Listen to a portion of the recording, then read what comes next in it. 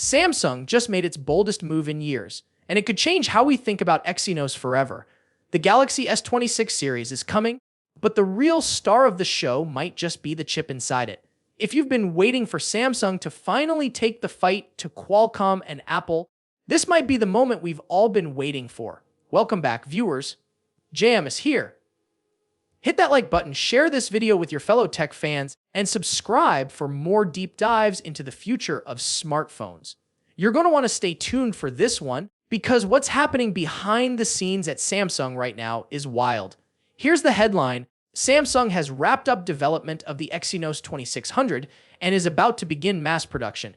This isn't just a spec bump, this is Samsung betting big on its chip division, determined to prove it can build a processor that doesn't just compete but leads. And the timing couldn't be better. The Galaxy S26 lineup is set to launch with 3 models: S26 Pro, S26 Ultra. The Pro and Edge will run Samsung's brand new Exynos 2600, while the Ultra keeps Qualcomm's Snapdragon 8 Elite Gen 5. At first glance, that sounds like the same old dual chip story we've heard a million times. Exynos in some regions, Snapdragon in others. But look closer and this is a completely different game.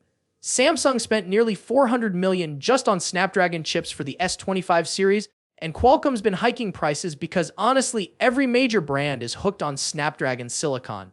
That cycle has to break, and the Exynos 2600 might be Samsung's way out. And here's where things get exciting. This chip is built on Samsung Foundry's 2nm process node, one of the most advanced manufacturing nodes in the world. Smaller process means better efficiency, higher clock speeds, and cooler operation, basically solving the exact problems Exynos chips were roasted for in the past. But it's not just promises. Geekbench results are already showing the Exynos 2600 outperforming last year's 2500 by a massive margin, 40% better single-core and 37% multi-core, and even keeping pace with Qualcomm. That's a big deal, because for years Apple's chips have been untouchable. One of the coolest innovations is Heat Pass Block, a thermal management system that spreads heat away from the CPU and GPU so the phone doesn't throttle under heavy load. That means you can game, edit videos, or multitask for longer without your phone turning into a pocket heater. And that's just the start. Samsung didn't just tweak the old design, they completely rebuilt Exynos from the ground up. New CPU architecture that's closer to Snapdragon's, a redesigned GPU, faster memory support, improved AI processing, and power efficiency that could finally match or even beat the competition. Now imagine what that means for the S26 series. The S26 Ultra is going even thinner, just 7.8 mm compared to 8.2 mm on the S25 Ultra, and still keeping the S Pen slot intact. That's impressive engineering. The S26 Pro and Edge are also slimming down, but here's the kicker. Both get a 300 mAh battery bump despite being thinner. Apple's iPhone 17 Air is still stuck with smaller batteries, so this is Samsung flexing its hardware game. But it's not just about batteries and processors. The cameras are getting serious upgrades too.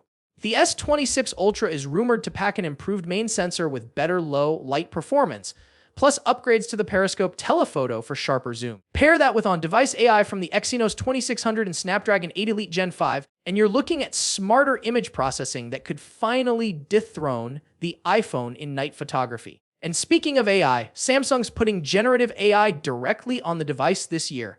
Imagine being able to edit photos with prompts, translate calls live, summarize emails, or even generate wallpapers in seconds without sending your data to the cloud.